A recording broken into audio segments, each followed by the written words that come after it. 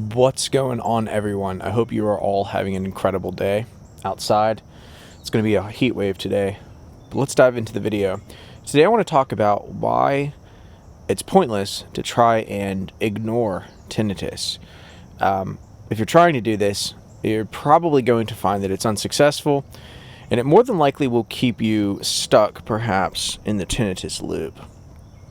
And that's because you cannot ignore something that your brain has classified as life-threatening or potentially life-threatening. For example, you would not be able to ignore a house fire, and nor should you. And so the elements of what your brain perceives as threatening are going to be alarming to you. For example, if I'm walking down the street and I hear a bark from a large dog, my brain immediately is like, oh gosh. And I start looking around, I'm like, oh, the dog's fenced in. My brain sees that the dog's fenced in, it's not a threat. And because of that new stimuli, the brain releases the fight or flight. It pumps me with the fight or flight because I might need to run or potentially fight the dog. Fight or flight is an archaic system that we have in us, that we've evolved to have that's kept us alive.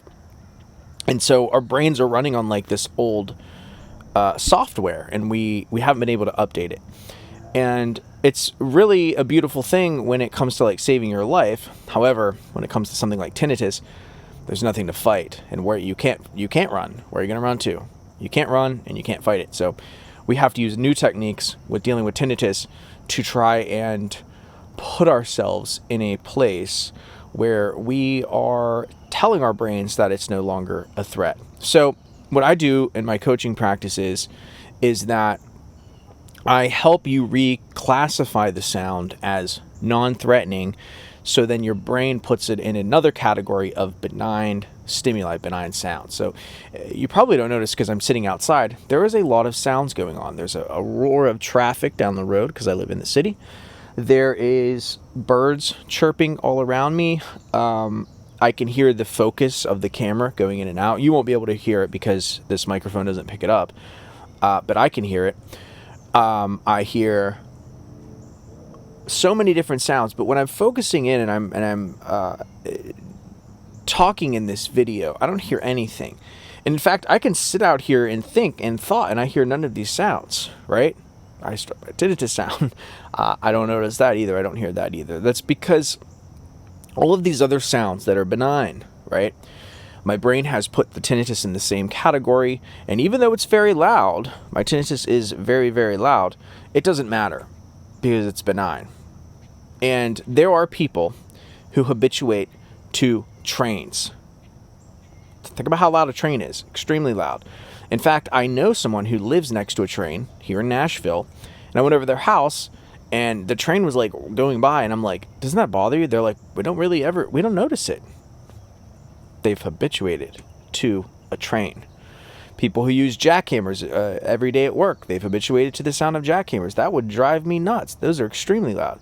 There's people that just use operate a jackhammer every single day. So people do regularly habituate to extremely loud sounds, and it is very possible, under the right set of circumstances, to help your brain categorize that sound as non-life threatening. And then because of that, you then over time are less aware of that sound. This works remarkably well for even the most complex of tinnituses. Complex, loud, blasting loud, doesn't matter. I know people who are basically deaf in both ears with tinnitus, extremely loud. Doesn't get any louder than that. Doesn't get any louder than all you can hear is tinnitus because you're almost deaf or you are deaf. And these people do remarkably well. My uncle, for example, he needs hearing aids. He can't hear anything. All he hears is tinnitus. Remarkably well. He's not suffering. He is out living his best, smiling, laughing, carrying on, eating food, going on trips with my aunt, and he is doing extremely well. So I want to give you that inspiration, because if you try and ignore it and pretend like it's not there, it's going to be futile. If you had a rattlesnake in your room, rattling away, you would not be able to get any sleep, nor should you. So pretending it does not exist is not going to, it's going to just drive cognitive dissonance and make you more frustrated, because you'll be like, I'm trying to ignore this. I'm trying to pretend like it doesn't exist, and it's not working. And so, in my coaching practice, a lot of what we do is we call it out. We don't pretend like it doesn't exist.